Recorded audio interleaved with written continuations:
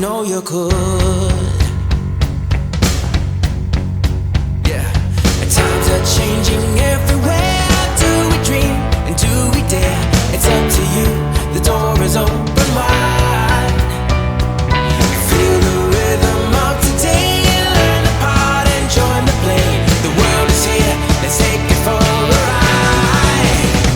You could be larger than life, bigger than the world, living out the hopes and dreams of every boy and every girl. You could fly higher than the sky, shine brighter than the stars. You could have all you ever wanted, shoot the moon and reach for Mars. You know you could. Larger, larger than, bigger, bigger than, living hopes and dreams. Every boy and girl, higher, higher than, brighter, brighter than, all you wanted. You know, you could be larger than life, bigger than the world, living out the hopes and dreams of every boy and every girl. You could fly higher than the sky, shine brighter than the stars. You can have all you ever wanted. Larger, larger, bigger, bigger, living hopes and dreams. Every boy and you could fly higher than the sky, shine brighter than the stars. You could have all you ever wanted. You know you could.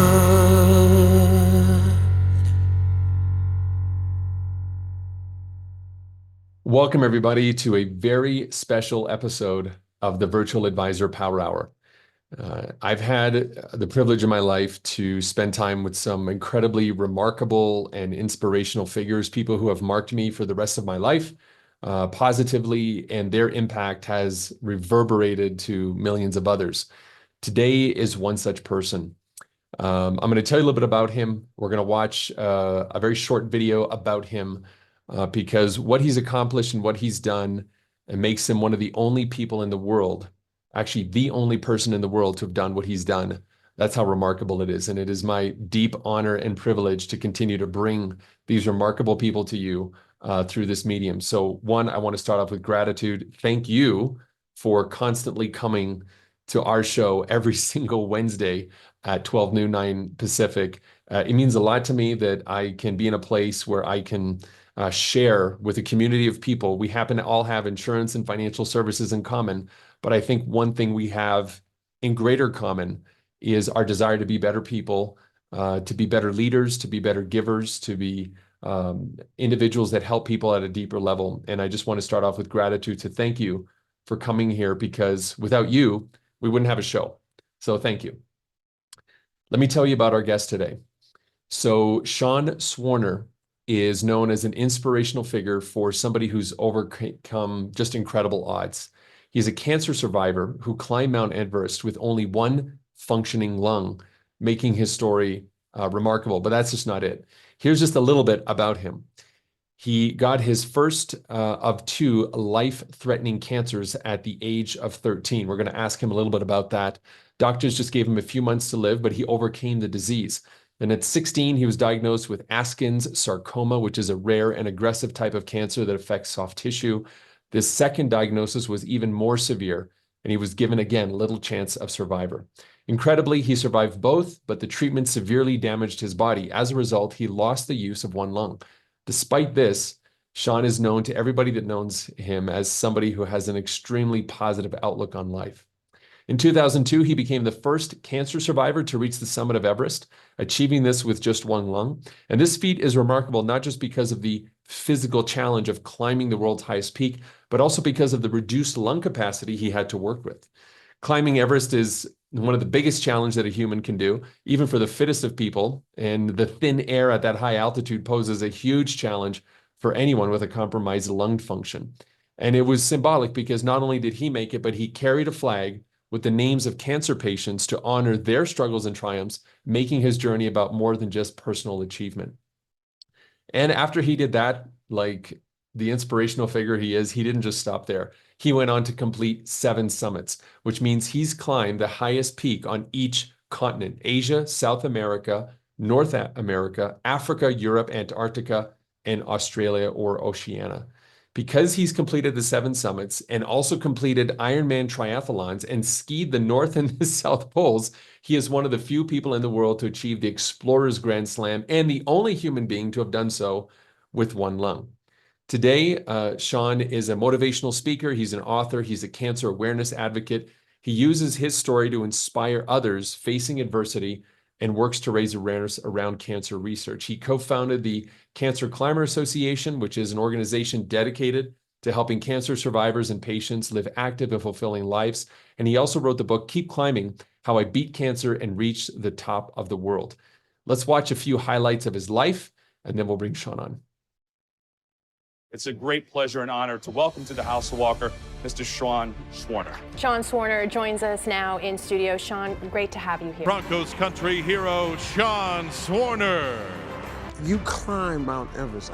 What was that like with 1 lung? My number 1 goal is to provide hope and inspire people touched by cancer. Initially, I wanted to climb Everest and be the first cancer survivor to do that, and then I got bit by the climbing bug and decided, oh, there are 7 other continents. Let's go climb the highest mountain on each continent. People told me it is impossible for someone to climb Everest with 1 lung. Sean's story and sharing it is beyond important to anybody. Sean sets an incredible example. We all have a different perspective, and we all have a different story to tell. We all have 2 ears and 1 mouth for a reason. If we listen twice as much as we speak, we can learn something from every single person on the planet. First day that I met Sean, I knew that he was an extraordinarily special person and cancer survivor, and he is someone who has dedicated his life to improving the lives of others. Whatever you want to accomplish in life, find a deeper purpose. Find a deeper meaning and get more passion out of it and yourself. What would it feel like if you woke up in the morning and attached emotion to the goals that you have in the future? Lived as though those goals were already in the present. It's all a change in perspective. There were moments I wanted to quit. There were moments I wanted to give up. There were moments when I couldn't feel my feet. There were moments that I couldn't put 1 foot in front of the other. But I've always had a deeper purpose. The choice to see life any way we want. The instant my eyes open, I tell myself, no matter what happens today, today is the best day ever. And whose choice is it to make it the best day ever?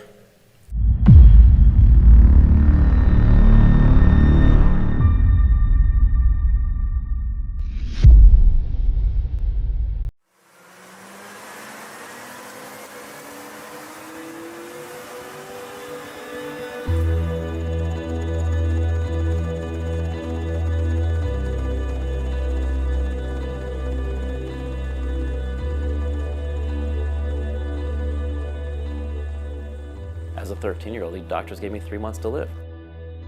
He had just lost everything, and he had lost his hope. Going in for a checkup for the first cancer, they found a second cancer. The doctors gave me 14 days to live. He said, "Mom, if I don't make it, I've had a good life."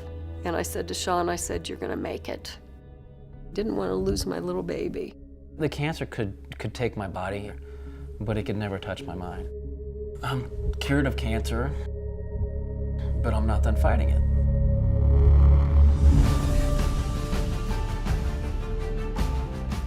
And I'm gonna continue fighting it just to give people hope and let them see what's possible. And I've completed the highest mountain on every continent, which is the 7 summits, and I've trekked to the bottom of the Earth, the South Pole. I only have the North Pole left.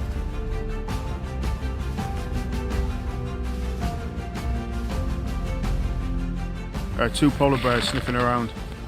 One of the team has seen the prints, and 2 of the bears approached one of the camps.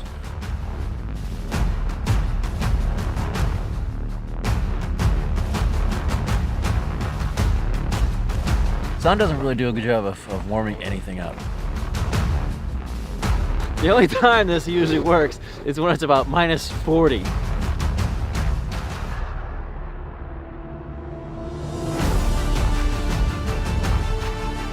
There's 5 of us on this expedition. There was originally 6, and unfortunately one person's had to be evacuated.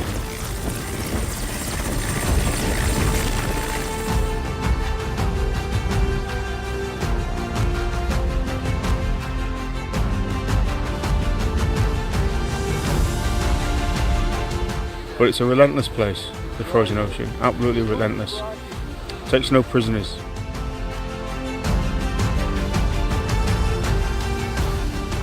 No cancer survivor's ever done the Adventure Grand Slam before. It's something that needs to be done, proving that you can go to literally the ends of the earth to give people hope.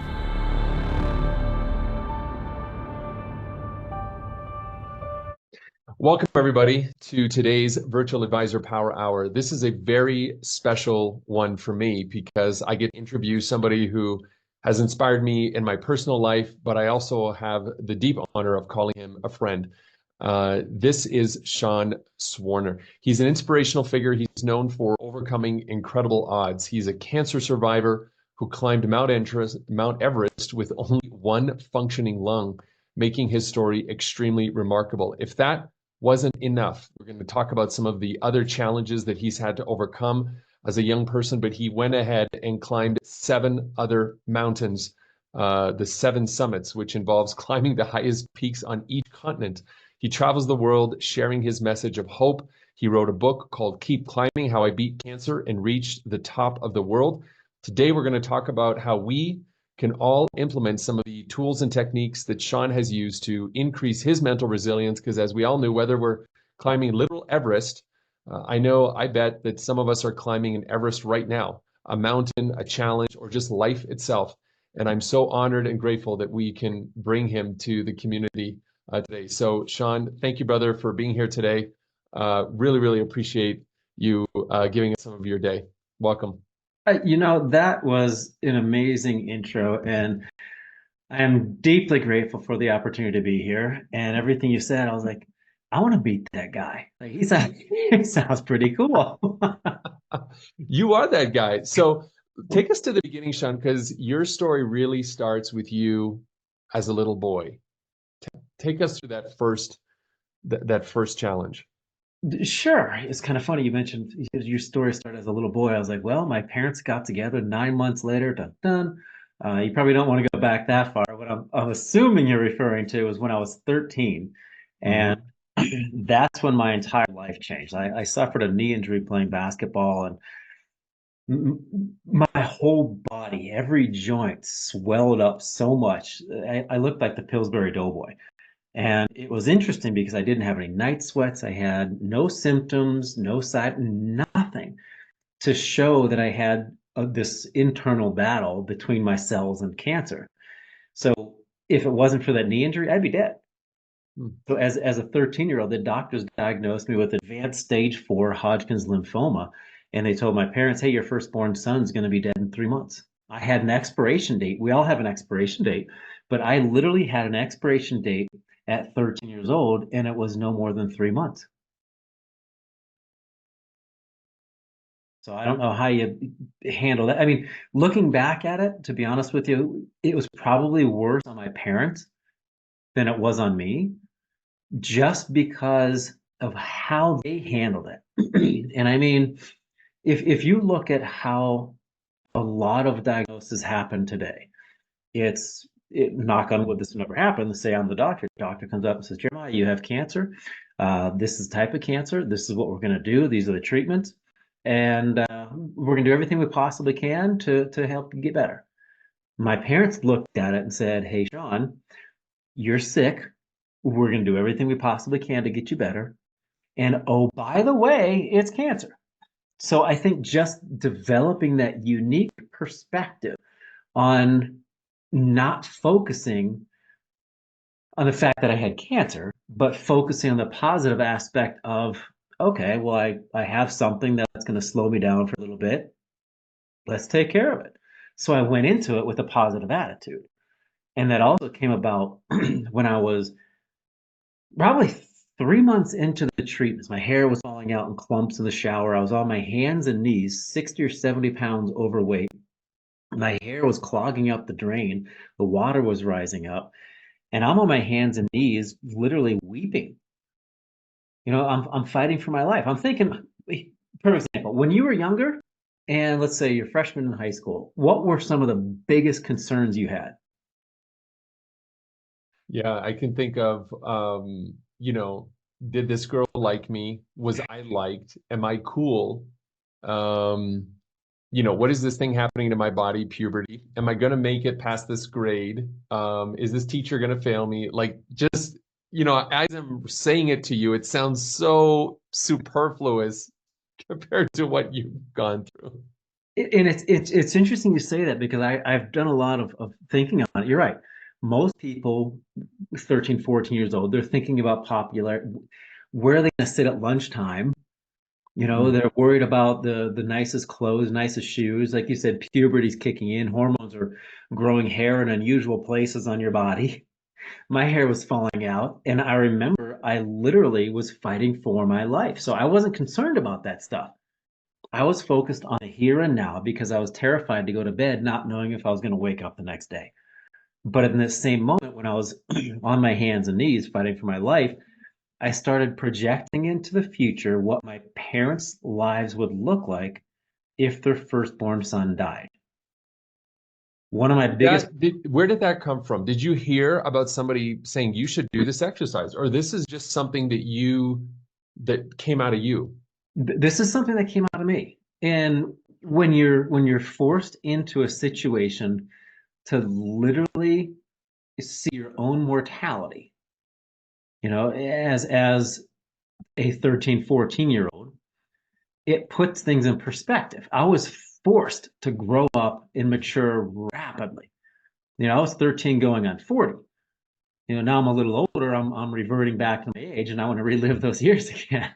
But I was 13, 14 years old going on 40 as far as understanding what life was about. It wasn't about the nicest hairstyles, the nicest clothes, the nicest shoes. It was about being true to who I was and focusing on my personal core values. So going back to that young man who was fighting for his life on his hands and knees on the shower floor, losing his mind because he had no hope.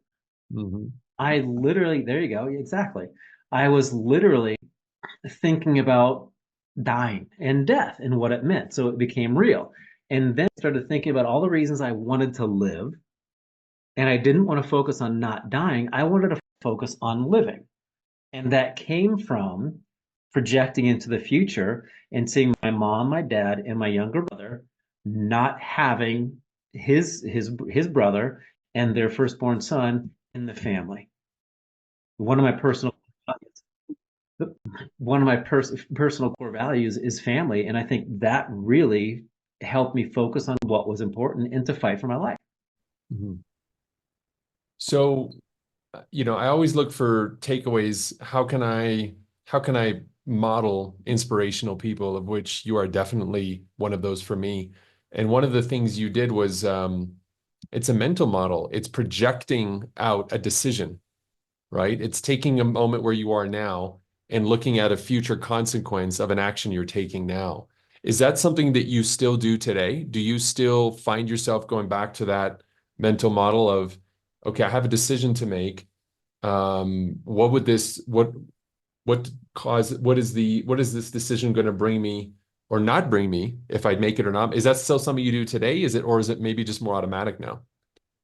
I've done it for so long. I think it is automatic, but at the same time, science has proven how helpful and beneficial vivid visualization is. Right? Not just visualization and willing something to happen, like the book The Secret. I'm not going to curl up in the corner of my room and say, I want to win the lottery. I want to win. It's not going to happen. But vivid visualization is a key component to my success. And when I say vivid visualization, we're talking about Everest, for example. Every night when I was training, I would visualize myself taking the last 3 or 4 steps to the summit. Not from up here, but from my personal perspective, first person point of view. And I would literally hear the snow sounding like styrofoam under my feet, crunching under my feet. I would smell the ozone. I would feel the sun's radiation on my face. I would utilize as many senses as possible. And that's where most people stop. Where I continue and where it makes it real to your mind and your body is the emotional aspect of reaching the summit. What does a certain goal mean to you? So for me, every time I visualize myself taking those last steps to the summit of Mount Everest, and anything I do now, there's that emotional, how do I feel reaching that goal? Because what does it mean to me? It's not about reaching the top. There's always going to be another mountain to climb. It's not about crossing the finish line. There's always going to be another race. Why am I doing it? Why do I want to make $1 million a month? What does that mean? It's not about the money. Maybe that represents success. Maybe that represents security, freedom, certain personal core values. Tap into those, then you're tapping into your emotions of how it feels to you to take care of your family, to have that feeling of security. So going back to the cancer, what I really did was every time I had a bad day, which was very often going through the treatments, I'd be vomiting for 36 hours straight. I would take my body and my mind somewhere else. I knew it was a temporary situation, not a permanent state. So I visualized myself back in the pool, swimming the 50-meter breaststroke. I was a swimmer. And I visualized myself touching the wall, looking around and seeing myself body lengths ahead, winning, first place. Again, what did that mean to me? For me, that meant life. That meant I was alive. So the mind-body connection is very, very strong, and so few people tap into it. I wanted to share a resource. We don't have time to get into the how-tos, but there's a book that I read probably about 20 years ago. The author's name is De Silva. It's called Think and Grow Fit. And he is a man who did a lot of research around putting yourself in an alpha or beta state and visualizing vividly. And he did this work with people who became Olympic athletes, baseball teams. If you're curious about doing more research around that idea of vivid visualization, and it's grounded in science, use ever to measure brain waves. It's not squishy or woo-woo. This is actually real science, and you're trying to learn how to do that. Check out Think and Grow Fit. It's out of print. It's a book I think he wrote in the 70s, but it's a book that I discovered in my 20s that helped me a lot. And you're absolutely right. I'm curious, one distinction I like about your vivid visualization is not just, see, in De Silva's book, he goes to the point of just visualizing the event, right? Like you win the game, you get the money, you climb, you reach the summit. But for you, you add a new layer, which I actually have not heard people talk about other than Tony Robbins talks about visualization and finding meaning and tracking that back down to activities. But you're the first person I've ever heard that talks about meaning behind accomplishment. And I'm curious today, you're older, wiser today. How has that made a difference for you in your goal setting? And I'm asking that because selfishly, I want to learn, and I want all of us to maybe look at a new way that we can be making our plans in life around goal setting, and maybe even just maybe there's somebody watching this right now that's going through a really hard time, and it's like, find meaning out of this. I just want to get out of this, right? What would you recommend to us? Like, how would you, if you were to coach us right now, what would you tell us to do in order to find our way through a difficult situation right now? Well, if I were to coach someone right now, let's say yourself looking to make it through a difficult situation, I would be asking more questions than I would be giving answers. Because people often come to me and say, oh, you must have all the answers. No, I think I just have all the right questions. I think we have all the answers within us. But for me personally, it really helps to get down to personal core values. Let's say I was coaching a guy once who wanted to double his salary. He wanted to go from 150 to 300, right? And I was like, why? He's like, well, because I would love to have more money. Well, why? Asking more and more questions, pulling it out of him. It's like, well, because when I make $300,000, I'll be happy. I was like, okay, so when you double your income, you're going to choose to be happy. It's like, absolutely. He's like, well, if being happy is a choice, why don't you choose to be happy now? And then that kind of clicked. So if people are looking to buy the new Ferrari, that Ferrari is going to get old. It's going to rust. You enjoy the process along the way. So anyone who's going through a difficult time, who wants to reach a certain pinnacle in their life, first of all, you have to go through those valleys to appreciate the peaks. You have to struggle through to build resilience to become a stronger person. If your life was just this constant, steady, easy flow, you would never really appreciate anything. You would never build that resilience muscle. And it goes back to raising your standards. So if you want to appreciate what you're going through now, if it's a difficult time, which it's very difficult to appreciate those situations, but knowing it's going to pass, and knowing that if you have a deeper purpose, a deeper personal core value, whatever's in your way is never going to be stronger than what's within you to continue pushing forward. So when you're climbing Mount Everest, when you're climbing whatever mountain it is in your life, you have your eye on the prize, you know you want to make it. You're going through a hard time. I went through 2 or 3 nights of just hurricane force winds. It was miserable. You think anybody wants to be in a hurricane on the side of Everest with micron thick fabric separating them from death? No. But as part of the process of reaching the summit, and that deeper meaning, that deeper purpose of reaching the top meant more and gave me more strength, and I never wanted to quit, because anything out here is never going to be able to affect what I have that's stronger within me. That's really powerful. Just last night, my wife and I were watching our favorite show, Alone, where they drop these people in like extreme circumstances, and they get 10 tools to bring, and they have to basically outlast. But it's really a mental battle more than it is with the elements. And you just said something interesting, because yesterday I was watching this one guy. He got dropped into a northern part of Saskatchewan. A huge gale force winds was coming through the whole day. And he just kept talking about how demoralizing that was.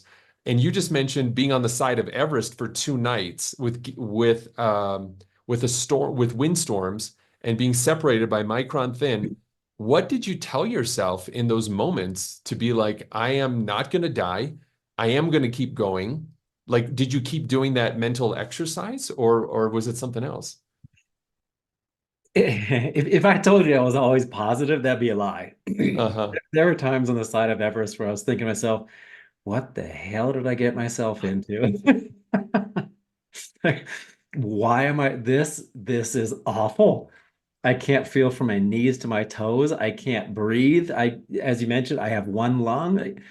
What am I doing? This is I've been told numerous times, this is physiologically impossible. Maybe they're right.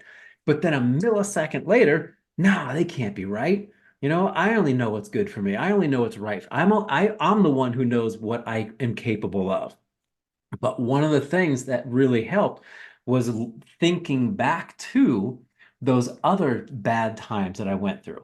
So I'm sitting on the side of Everest, fighting for my life, literally. Because if the tent rips open, that's it, right? I focus back on going through the 2 cancers. Like, I've been through worse. I can handle this. What I went through during the chemotherapy, the cancers, I used tips and tools on Mount Everest and now in life. So going back to that young man who was on the shower floor, I decided I didn't want to focus on not dying. I wanted to focus on living. On the side of Mount Everest, I wasn't focused on the negative. I wasn't focused on, man, I really don't want to die. I was focused on making it to the top. So I would kind of bounce back and forth with this internal dialogue of negative and positive. It's like the devil and the angel on the shoulders. One's chatting in my ear over here, this negative guy, and then there's this positive person over here saying, hey, you can do it. But then you realize, hey, stop. We're working on something together here. Let's make it happen. Why? Because of what's inside me is stronger than what's trying to keep me away. You sent me a few pictures prior to our interview, and I just wanted to bring this up here. What was happening in this moment here? So that's the first cancer, 13 years old. And because I was going to be going in for treatments so often, as opposed to getting an IV stuck in my hand or my arm, 100 times, that's actually a permanent IV called a Hickman catheter that went underneath my skin and into my veins up here. And if you look on my left neck there, you can see where they removed a tumor or a lymph node. Right here. Yeah, exactly. But that is essentially a permanent IV, so they could just connect it right up, no pain, no nothing. Wow. But yeah, that's 60, 70 pounds overweight and something that definitely brings back memories. And it's now that you bring it up, and we haven't even talked about it, but it's odd because sometimes when I look in the mirror, I still see that young, overweight troll who belongs under a bridge who is fighting for his life. And I still sometimes hear those voices in the back of my mind saying, you're not good enough to do that. Hmm. I find it interesting that despite all you've done, the voices you had as a child continue to come through. And I know I have those voices. I actually know what they say to me now. I've been able to identify them. I had to do some personal work on that. But it's the voices that we've all been telling ourselves since we were young. And it's encouraging to know that somebody that's achieved so much like yourself still has those voices. We're always going to have them. They're never going to go away, but we can find ways to quiet them, to make fun of them, and at least to identify them. If we understand that that's a voice that came from my childhood, oh, there he goes again, right? There he goes, trying to make fun of me or trying to put me down. Oh, okay, we can have a little fun with him now or her. I think that that's really encouraging to hear that you actually still have those voices. Absolutely. They're not very often, but they do come up when, let's say, when I'm in dangerous situations. And I don't mean financially, I mean physically. Because, for example, doing the seven summits, the highest mountain of every continent, on Denali, which is the highest mountain in North America, I fell 100 feet. Wow. I was roped up to a climbing partner. We had 50 feet of rope between the two of us. I rocketed down a glacier 50 feet to him and then 50 feet further, so 100 feet. That's after that was over, that's when that voice starts coming back like, hey, something happened up there. You should probably get down. And I'm a big believer in signs. So I got back down to camp and I looked up and was like, give me a sign. Let me know if this is my time to be on the mountain or not. I leaned back, my hood caught my glacier glasses, snapped them in half. I was like, dude, I needed those. And I need those to get down. Took that as a sign, went down. But it's interesting if you look at how most human beings now are very safe, right? We don't put ourselves in situations. We don't purposely make ourselves uncomfortable. So what happens is the mind starts going a little wonky and we start having anxiety, we start having panic attacks because we haven't purposely put ourselves in situations where we're really in danger. The mind interprets a certain situation as, hey, I'm in danger, when you're really not. But if you go out and do things off the phone, off technology, go out and put yourself, I don't want to say in danger, but put yourself in an uncomfortable situation. Put yourself outside of your comfort zone. I guarantee you that anxiety, the stress will go down because your brain sees the difference between real life scenarios of danger, anxiety, stress, being uncomfortable, and then it interprets the fake danger a little differently. It's interesting that reminded me of my wife and I. We went to the Andes for a hiking trip, and one of the guides who was supposed to come with us could not come, and we thought we heard that the camping site was 3 hours in past this trail. So my wife and I go in, 3 hours in, we're literally still on the side of a mountain in the middle, and we realized we didn't hear properly. And there's no end in sight. There were so many false peaks. We basically had to continue to climb 3 hours, and then we had to climb down an hour, and that's where the campsite was. He was referring to this other entry point. But there was a point in here, and this was definitely not as extreme and definitely not as high as Everest or Denali, but it was a place where we felt fearful because there was nobody around us. We didn't have a guide. People have actually died on that trail, which we only learned later. Glad we didn't know that going in.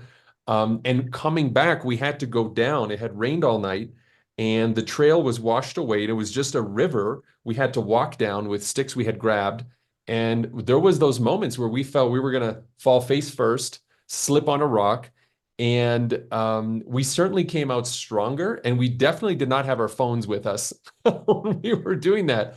But even, a simple hike, something like that, I think is a practical, is a practical takeaway for us, is to do things outside of technology, outside of, devices. And it's been proven by science to put ourselves in these situations kinds of expands our comfort zone, and it makes us resilient, which is my next question. We're talking a lot about resilience today. Last time you and I spoke, I remember before my trip to Africa, you and I spoke, and you were talking to me while you were running on the treadmill because you're training for this 7 marathons in 7 continents in 7 days, which we'll come back to in just a second. But you also practice a lot of physical resilience, not just mental. We've been talking about mental for quite a while. How important would you say is physical resilience in developing mental resilience? Have you seen that in your life? Does strengthening one help to build the other? Absolutely. And it's also amazing how mental being physical is.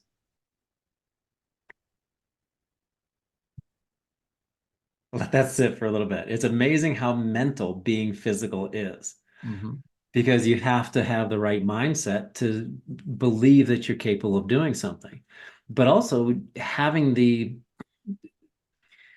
consistency is more important than intensity.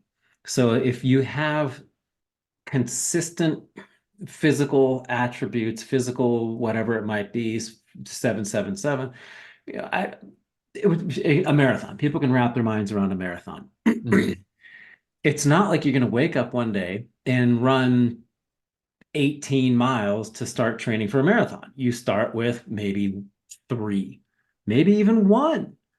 If you're on the couch and that your exercise is running to the refrigerator during commercials, you're going to have to have a little lower standard. You have to raise that standard. So then you start walking to the mailbox at the end of your driveway. Then you start walking around the block. Then you start going a little bit faster.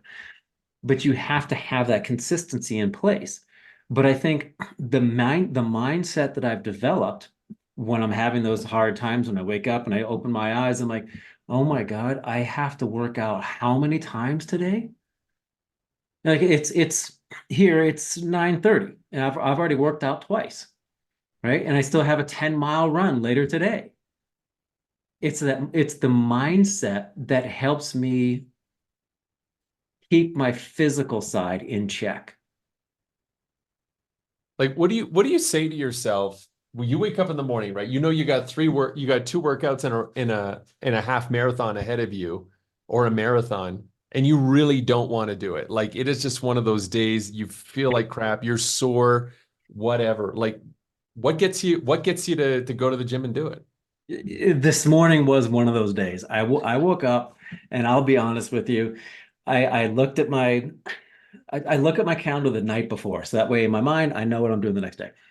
So I woke up this morning, eyes open, and I always tell myself the same thing every time I open my eyes. The past is gone. There's nothing I can do about it. Tomorrow may never come. No matter what happens today, today's the best day ever. I sit there and I battle with myself for a while. Today's the best day ever. BS. Like, this is tough. This is gonna be difficult. I was like, okay, I'm gonna have to do yoga. Great. We can work through that 30 minutes. And I kind of talk to myself about the worst case scenario, best case scenario. Worst case scenario, I don't work out today. The 777 marathons come along in November, like 2 months away, and I'm not in shape. I don't want to go back to today and think, if I only would have pushed myself a little bit harder, I would have made the whole thing. I don't want one day to get in the way of success not happening. So while I'm laying there thinking to myself, okay, well, if I don't do this, I might not finish. So fear of failure became a motivator today, as opposed to focusing on the end result, doing what I wanted to do. I was focused on the fear of failure, and that was enough of a motivator to get me going.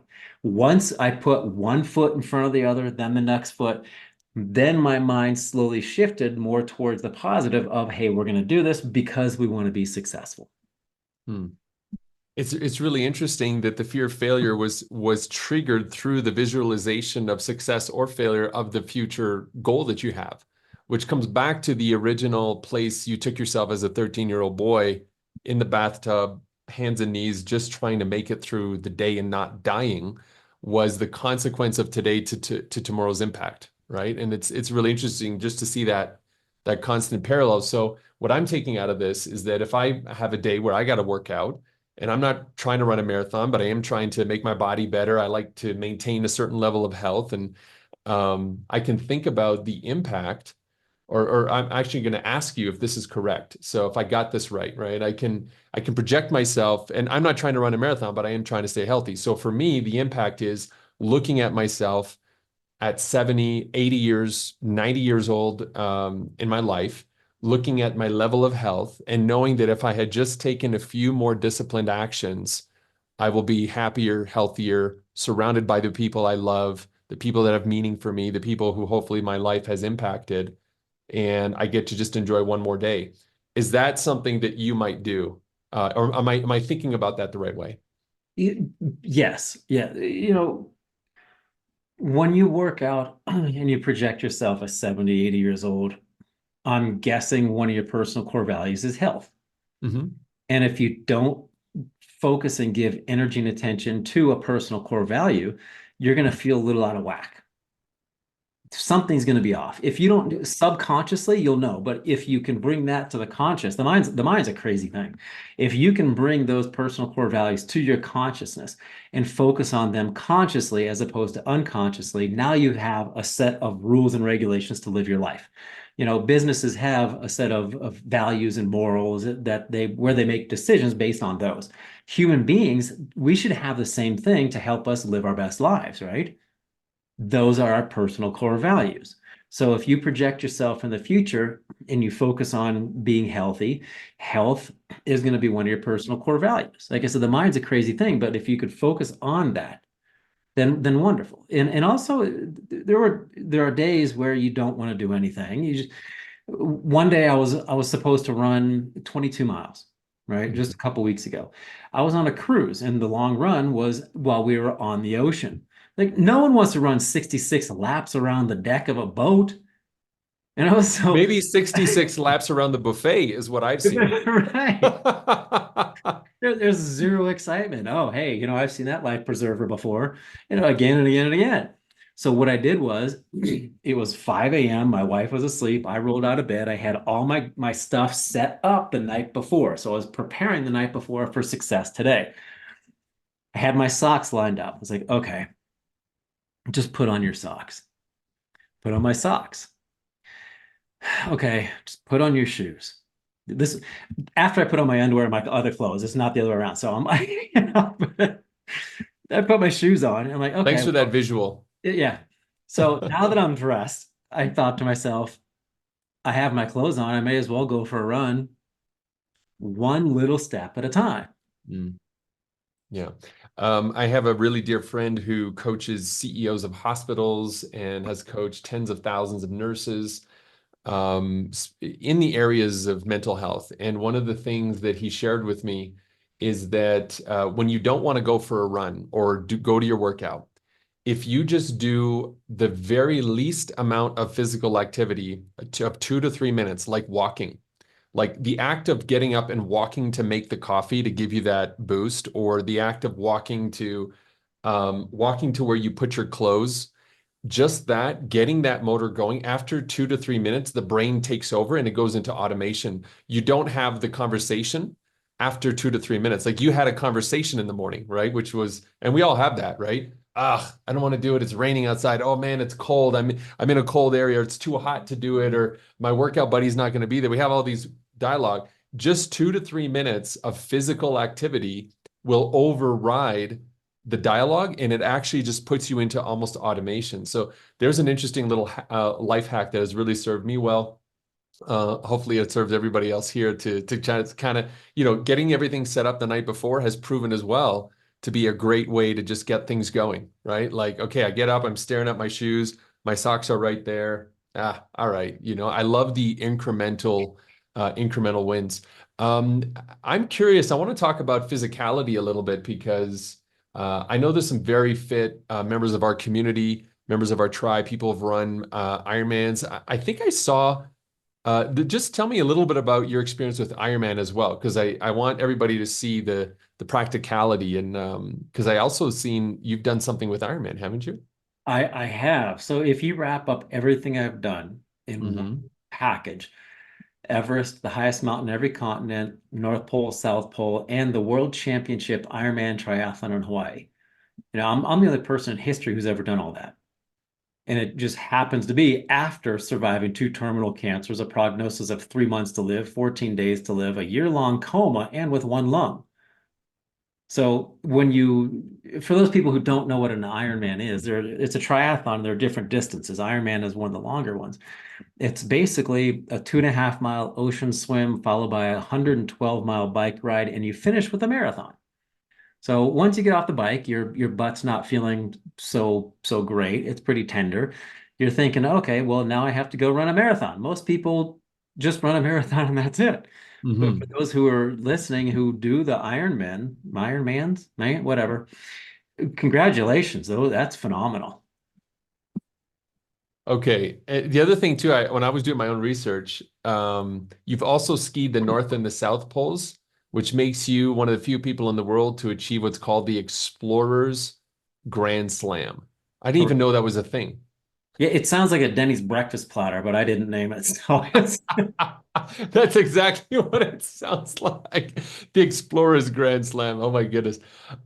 So tell us about tell us about what you're training for right now. Tell us about the 777.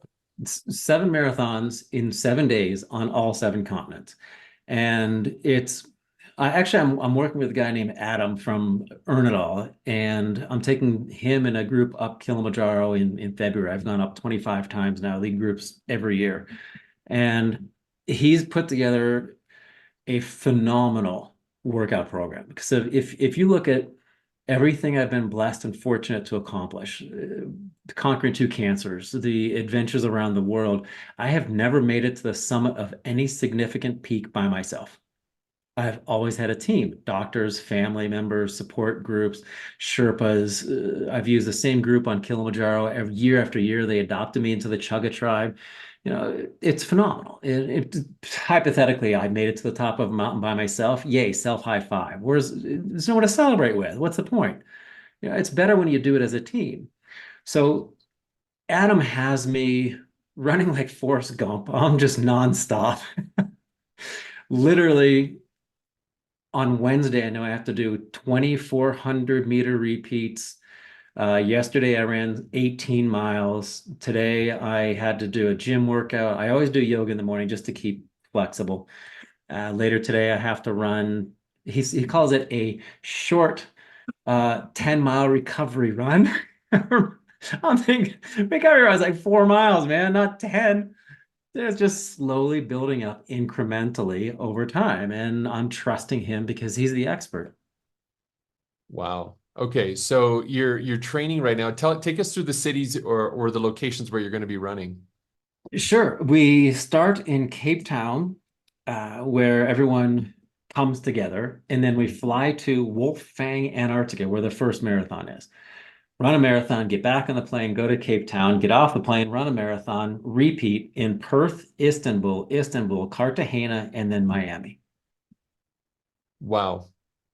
Well, is there a place where we can follow this or maybe join you in a place and kind of cheer you on? Is there a place online we can go for that? There will be. In fact, if anybody has connections with Garmin, I'm trying to get in touch with Garmin so people can literally track us, like where's Waldo while we're going around the world. Wow. Okay, cool. That's amazing. So we talked about physical resilience. We talked about mental resilience. I'm a big collector of daily habits, right? And I'd love to hear yours. What small daily habits or routines do you suggest to help somebody build mental resilience, even if they aren't facing an extreme physical or mental challenge? It would depend on what you're trying to do, who you are, and why. So most people, I'm not going to tell you, hey, get up and drink a gallon of water, go run 10 miles, but make sure you have a morning ritual that works best for you. and your timeline. I will, however, suggest get rid of media in the morning. Program your mind first before it's programmed by external sources. So make sure you're set here before you allow other things in. So don't even pick up technology for the first 30 minutes. You know, it's there. You know it's there. You know it's probably 99% negative anyhow. Just why inundate yourself with it? Forget it. Get rid of it. Gone. Boom. Start your day on a positive note by saying some affirmations that mean something most to you, whether it's family, security, health, wealth, whatever it might be. Pick something every single day that has an emotional attachment to what your end result and end goals for your life or your short-term goals might be. So for me, I wake up, I know my morning starts the night before, as we mentioned. You know, I have a water bottle right next to my bed when I wake up. I grab my journal. I write down 3 things I'm going to do that day, 3 things I'm going to learn that day, and then I write down an affirmation.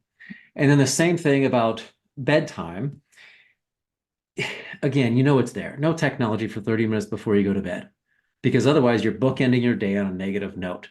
Bookend your day on a positive note and write down 5 things you're grateful for and journal about one of them. I'm most grateful for blank because blank. And that connecting word because really starts to attach it to your personal core values and your mindset. So now you're waking up on a positive note and you're going to bed on a positive note, because how many times have you had a discussion or heard of people saying, oh my God, I couldn't sleep last night. I woke up at 2 a.m. and I couldn't go back to sleep because I had so many things. I got that monkey mind going on.